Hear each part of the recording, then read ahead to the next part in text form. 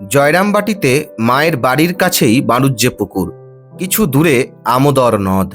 জয়রামবাটির সবাই বাণুজ্যে পুকুরের জলেই স্নান করে, ওই জলই খায়।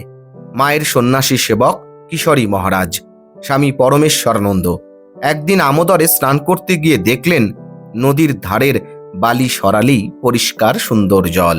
তিনি ভাবলেন ওই জল মাকে খাওয়াবেন, কারণ ওই জল অনেক স্বাস্থ্যকর।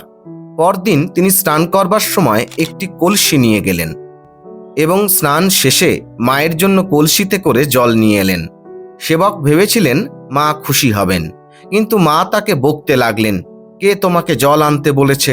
আমি তোমাকে জল আনতে বলিনি। আমি বাণুজ্যে পুকুরের জল খাই, বাণুজ্যে পুকুরের মিষ্টি জল, তোমাকে জল আনতে হবে না।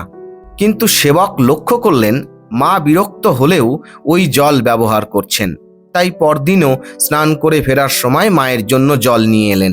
মা এদিন আরও বকলেন, কেন তুমি জল আনলে? কে তোমাকে জল আনতে বলল? আমি বারণ করলেও তুমি শুনবে না। কিন্তু সেদিনও মা সেবকের আনা জলই খেলেন। সেবক তৃতীয় দিনও জল আনলেন। মা এদিন আরও বকলেন। এই দুদিন সেবক চুপ করেছিলেন। আজ মায়ের বকুনির উত্তরে অভিমান ভরে বললেন, আমি নদীতে স্নান করতে যাই, আপনার জন্য জল আনব। আপনি ইচ্ছে হয় খাবেন, ইচ্ছে না হয় খাবেন না, আমি জল আনবই। মায়ের সব রাগ সঙ্গে সঙ্গে জল হয়ে গেল। কোমল স্বরে বললেন, দেখো বাবা, জল আনছো, তৃপ্তির সঙ্গে খাচ্ছি এবং জল ভালো, তবে অত দূর থেকে জল আনতে তোমার কষ্ট হবে বলে তোমায় নিষেধ করেছিলাম। সেবক হতবাক। মায়ের আপাত কঠোরতার পিছনে তার জন্য কতটা উদ্বেগ ও চিন্তা কাজ করছে তা তিনি ভাবতেও পারেননি।